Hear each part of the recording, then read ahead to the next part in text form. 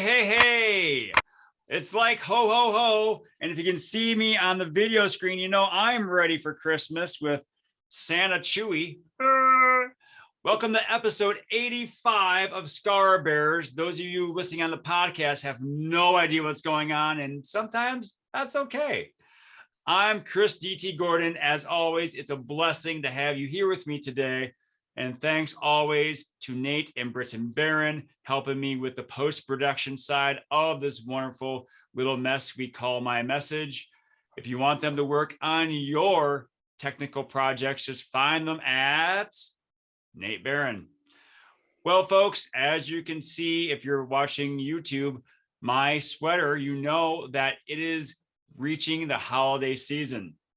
And so it's important to not only buy gifts for others, but be present for them. So make sure that you are helping yourself and helping others out by reaching out to people, letting them know that you're there, and just be present. And that will help everyone out, yourself included.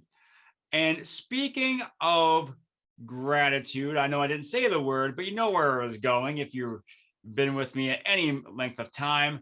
I'm here with a new friend, a new gratitude guru, a fellow ginger, even though he has more on top than I do, and we have another connection we'll talk about later. Scott Kirker, how are you doing today? I'm living the dream, man. I'm living the dream. Awesome. Well, hopefully it's not like one of those dreams that you end up in your underwear standing in front of class, not knowing the answer. No, definitely not that. Definitely not like Inception either, where I'm in a dream and a dream and a dream and some horror. Oh my goodness. You're just looking for spinning tops. Exactly. Tops falling. Exactly. So as I mentioned before, Scott, you are, among other things, an aficionado of gratitude, I like to say.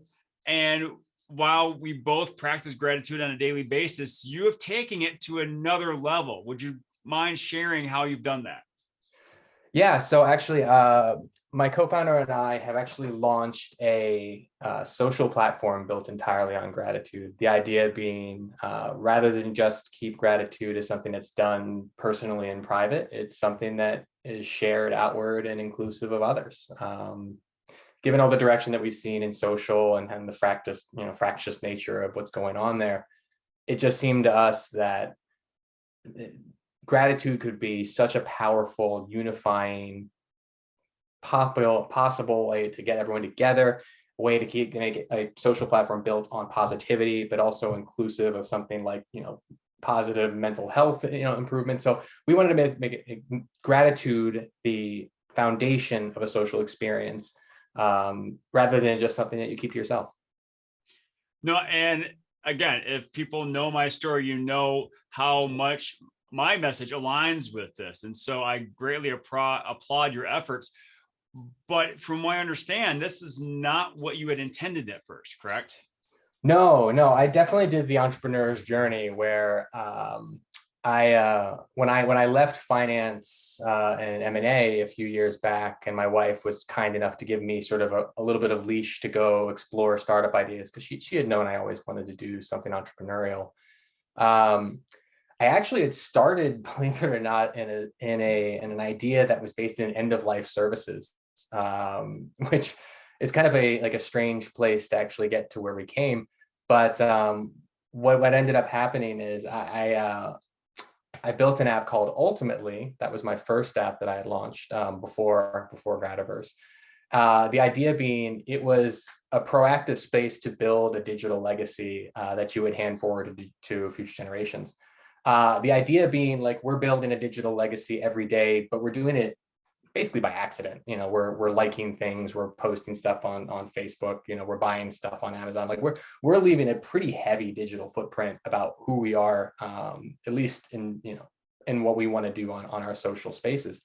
But no one's really thinking about what that means for what you're sort of building for a life presence and what people in the future will look at your life. And like, I think the truth is that's a powerful motivator to make sure that you're moving forward in a way that's constructive and intentional. So I wanted to take the exercise, which, we had talked about earlier, the idea of if you're at your own funeral and you're listening in on the eulogy for your funeral, what would you think it would say versus what would you like it to say? And I'm sure for you that exercise definitely rings true for, real-time experience. And so what I wanted to do is build an app where that could be done in a positive space, but also a meaningfully social way. And so I built Ultimately, and gratitude was a part of that legacy. Gratitude was something that you could keep a gratitude practice on Ultimately, and it would be something that you can include other people that you're connected to on that platform.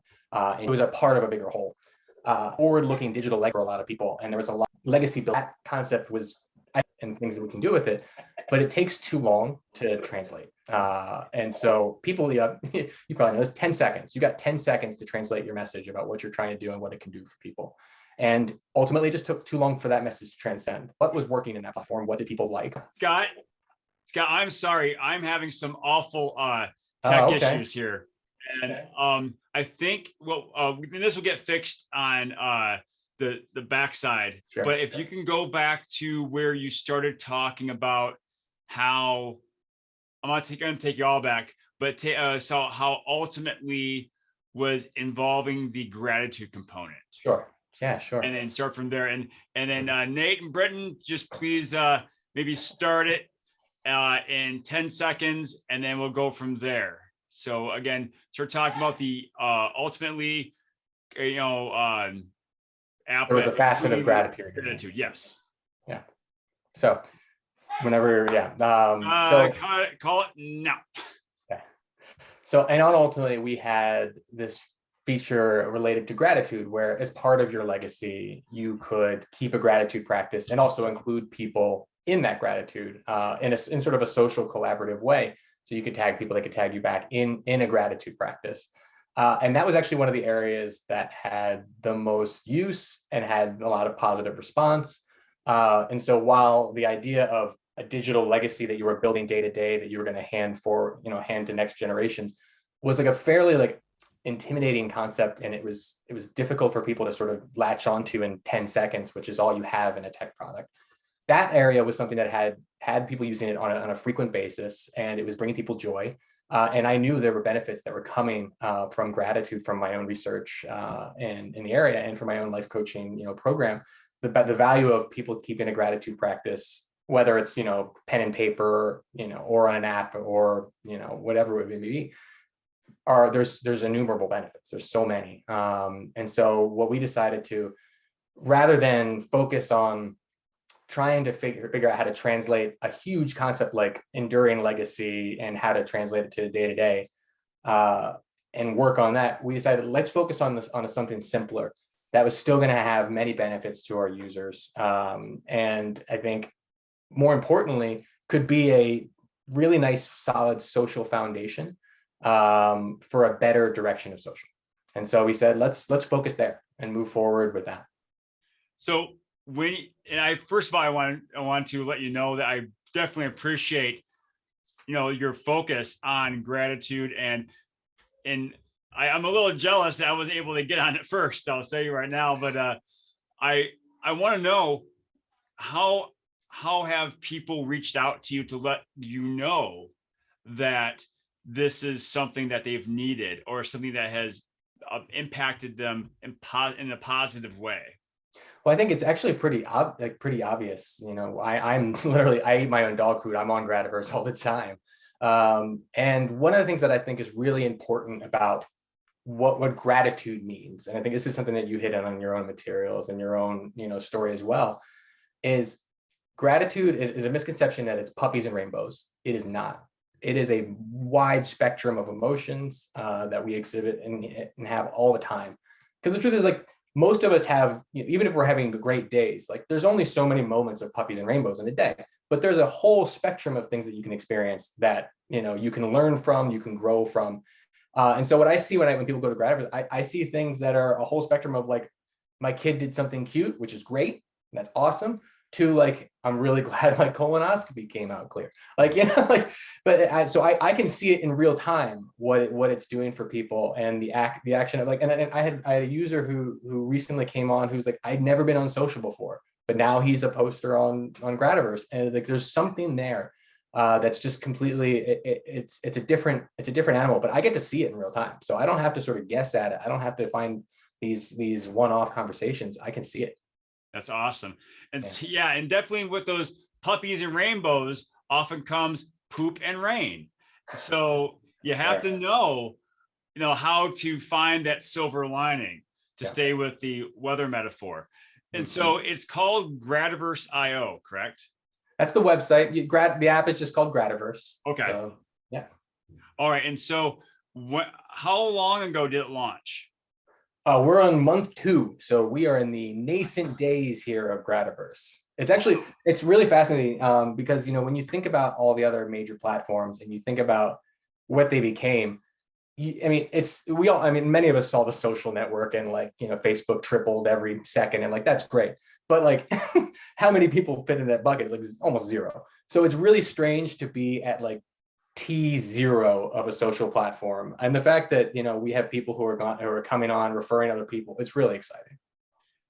How far does the net spread? I mean, have you talked with anyone in other countries and other continents? We've gotten to Europe. We have not. We've been pretty limited on how far we've let it scope, to be perfectly honest. So we haven't been trying to get it to every reach of the globe yet. It's early days. Okay. Because you never know how far something can spread, especially in this digital world of ours. Yeah. How many users do you have so far? We're just about to get to 200. So as I said, nice. It's early days. Yeah, but you got to start somewhere. Yeah, absolutely. No, I am very encouraged with what we're seeing, because it is obvious that what we're doing it has value to people. And even, it's funny, even the people who I had as like alpha testers for like early versions of the app, who I really didn't self-select for any other reason other than like they wouldn't hate telling me if something was wrong, have stuck around and continued to use it, which is just, that was like a bonus. I didn't expect some of that. So clearly there's something here for them that, I wouldn't have picked them as, gratitude aficionados or anything, but there's something there. Okay. And it's good to have that feedback, because, even though we are more connected than ever, you never know, unless someone is telling you that something's wrong. Oh, that's what I say to everybody. I was like, please tell me if you find a bug. Tell me if you need something that's better. And that's what's been great is, this first version that we launched was really designed more than anything to tell us what we need to do better. Like put out your starting point, and then like see what's working. Listen to the people who are on there. Look at what they're doing. See what's churning and what drives value. And like that's been a fun thing. And people have been open with us. It's great. That honesty combined with the willingness to help is definitely nice. And so what is I guess how long have you worked in the tech industry? Not long enough. I wish it was longer, because I would have been moving faster. So I left my last gig in finance. I guess it was going on 5 years ago. Ultimately I launched really with no business launching it, because I didn't know how to code. I was going to use third-party developers. It was all going to be smooth sailing, and like, yeah, whatever, it would just work out. But the truth is, I did the typical like tech pivot, where you realize pretty quickly you need to know more when you go down this path. And so, a couple years in working with third-party developers, and ultimately things were moving slow, and I really just didn't know what I didn't know. I rolled up my sleeves and said, like, I have to be more proficient at the actual nuts and bolts of what I'm making, because I'm paying money to other people, and I don't even really know if they're putting together something good other than what I can click around in. So, it's been a process over the last, 4 years, really changing what my skill set is, from financial modeling to, coding a gratitude platform.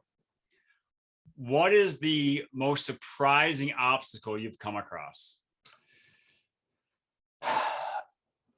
The entrepreneur's journey is harder than the lip service would make it seem. And that's not because it's perceived as a sexy journey. Most entrepreneurs would tell you how hard it is, but it's really hard to live it. It really is. When you're pitching, a startup to investors, and you have a tiny hit rate on these things, but like it's so hard not to be discouraged, and to be able to have the commitment to a journey that you believe in what you're building, even if the rest of the world doesn't quite see it. Or, I mean, like, listen, you probably hear naysayers in some of your work as well, where people, I think people perceive what you're doing, and when it's in a positive sphere, is kind of naive sometimes. And the idea that I'm going to build a better social platform based in positivity, like, I get eye rolls all the time, and like, it's difficult to keep trudging forward when, so many people will say like, well, if you're not catering to the vices, I don't want to be a part of it. It's like, okay. Yeah. No, I'd say that really just having the commitment to get through the struggles, has been harder than even when you intellectually know. It's been challenging.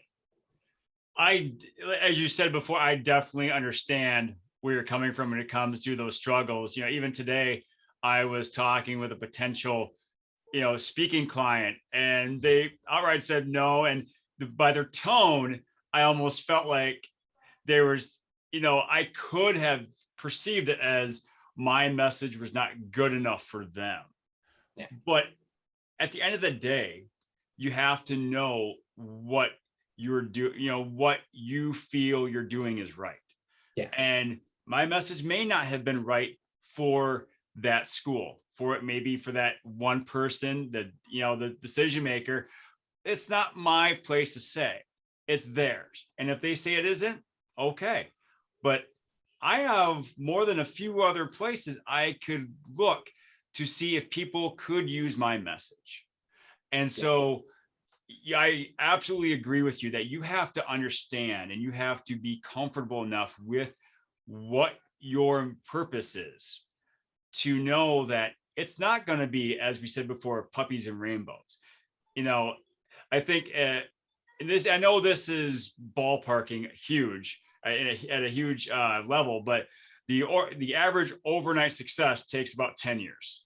Yeah, no, I remember when I started Ultimately, I had other founders be like, listen, man, it's going to be 7 years. And I'm like, nah, not me. I'm going to do it. I'm going to do it. I'm the unicorn. I'm special. Yeah. No, it is. And I think the way that it was framed to me, I think, was not even like success or failure. Like, you won't even, what I was hearing is, you won't even know what you've built, like what has any value at all, for 7 years. And that's like, whoa, okay. It's almost good that you have a little bit of denial, because if you knew like you had 7 years in front of you without even really knowing what you were doing, that's a hard thing it's a hard pill to swallow. And like, you just got to take it one day at a time. But having also that understanding that there's something bigger in front of you, like you still got to chase something. So like, it's one day at a time mixed with, the universe. It's a pretty big disparity. Yeah. You definitely need that patience and that perseverance. But at the same time, you never, it's not like you should always say, oh, the next one's the one, but no, man, I got kids. I can't keep swinging forever. Yeah, exactly. So as you look into the near future, Scott, what is on tap for Grativerse? I think the near future is, we want to make sure that people know about us. I think we want to make sure that we are spreading our message of gratitude is done better together rather than by yourself. And like, listen, that's not a judgment. If people want to keep private gratitude practices with pen and paper, by all means, like, that's great. And that the world is better, the universe is better when we're putting Grativerse out into it. And so whether you're doing that in a small scale individually, or whether you're doing that in a social way, whether it's through Grativerse or it's through, any of the other platforms where they're, on an intermittent basis, you'll find these, hashtag challenges and stuff that go on. And so the universe is better when people are putting Grativerse into it. gratitude into it. Forgive me. And so our goal is just to get our message out to as many people as we can, and really help offer as many people as we can a really like positive social experience that will make them feel better and will make the people around them feel better.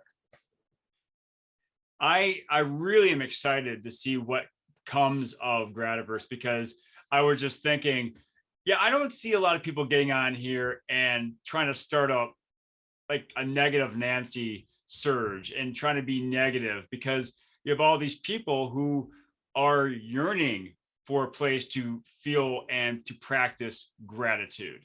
Mm-hmm. And so I am really, really excited for what comes next for you.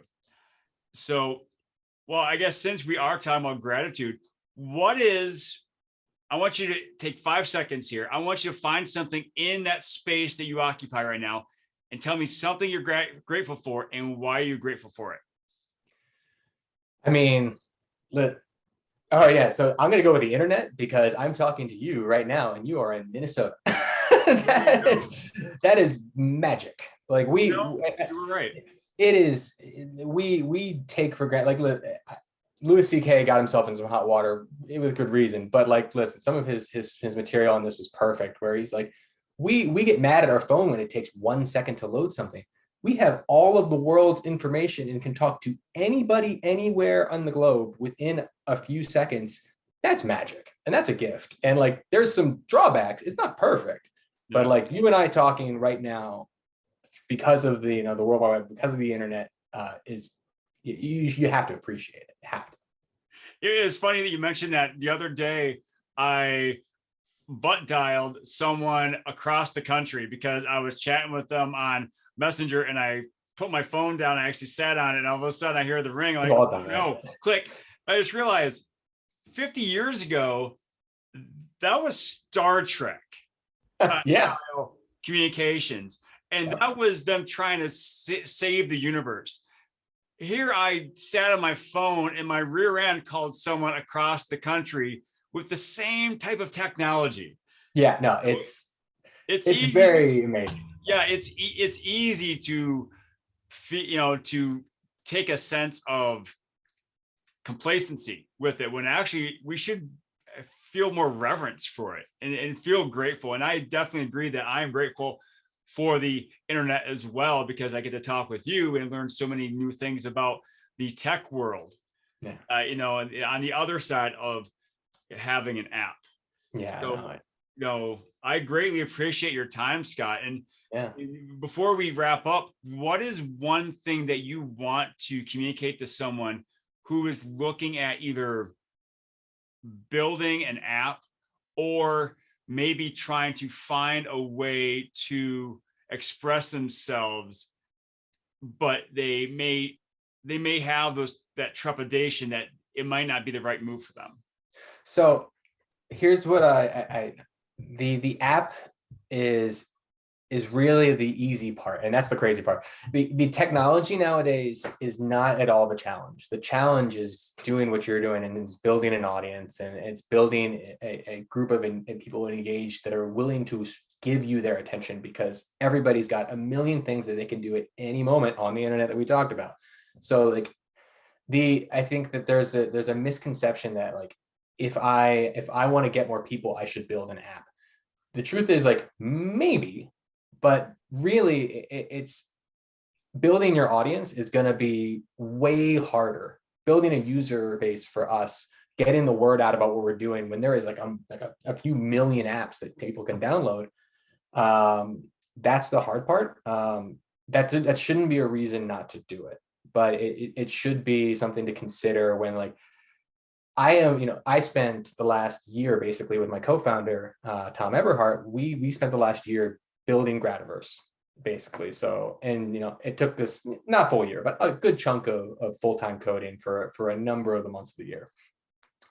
And now we're at the start, and that was so much easier to just put your head down and bang through code than what we're doing now, which is like, how the hell are we going to get people to know about us? Like, without like a budget or anything, like we need to figure out how to get the word out. So I think that's the message that I want to leave. I always try to leave to other tech entrepreneurs that are asking me the same question is like, should I build an app? Like what, versus any number of other things. Like the truth is, if you're putting out quality, that's what matters. So if podcasts are what you're doing really well, like an app may help, but like, greatness can come from a number of mediums. And the truth is we all need podcasts nowadays. So like, that's okay. Or if you're a great writer and you want to be on Medium and you've built an audience on Medium, like maybe an app will help, but like the key thing is the greatness on what you're delivering to people, the value that you're delivering to people. That's what I should say. Fantastic. Thank you so much for sharing that. And I'm so excited to ask this question. Okay. Well, actually, before I do, I'm going to tease you. Okay. Where can people reach you? And where can people find Grativerse? So we're on Google Play, the App Store, it's just Grativerse, and our website. You can also use Grativerse on the web at grativerse.io. You can find us on social at Hello Grativerse. Excellent. Hello Grativerse. I'm going to take a quick screenshot here just so we know that we're talking with you, Scott, on Grativerse. I'm grateful for that. I have a really weird look on my face, but you know what? I'm used to it. All right, now the question. What is your favorite dinosaur? Ankylosaurus is my favorite dinosaur. So happy he finally gets some love. The man deserves some love. That is an underappreciated great dinosaur. It's a classic. It is all about defense. You can't go wrong with a dinosaur that has a club for a tail. It's a tank dinosaur. How could you possibly not love it? It is. And I said this before, and you remember me saying this, this should have been a Dinobot. Oh, yeah. I don't know why. I mean, it transforms. This is its arm. Perfect. It sells itself. Feels like I should be stopping what I'm doing and reorienting my career. There you go. There you go. I think you should call up Hasbro and say, hey, I have the next great seller. This is going to put you back on the map. Yeah, I think Hasbro's doing okay. Yeah, true. I think so too. Like, thanks for calling, little man. Exactly. All right, well, Scott, I have greatly enjoyed this conversation. Thank you so much for joining me. Thank you. I am grateful for you, sir. I am grateful for you and for the opportunity to talk to everybody who's listening. Thank you so much. Definitely. Thank you. And folks, please reach out to Scott at Grativerse.io. You can find the app on Google Play, the App Store, wherever you get your fine apps, everywhere. And if you want to look out for what I'm doing, you can go to chrisdtgordon.com, reach out to me if you think my message of the attitude of gratitude can speak to your audience members, your family, your friends. And if you also want to grab some merch, we have the Chris DT Gordon's Tag and Pop Shop. You can grab a sweatshirt, a nice hat to keep your bald head warm like it does mine. If you go there, you can get 20% off of all purchases with Tag Pop 1, TAGPOP1 for your promo code. But stop by, grab a free Tag 1 sheet. Let me know what you're up to. And let's just keep in touch like Scott wants to with his app. Well, folks, thank you so much for joining me. Please have a great day. And remember to pass on perfection and go for greatness.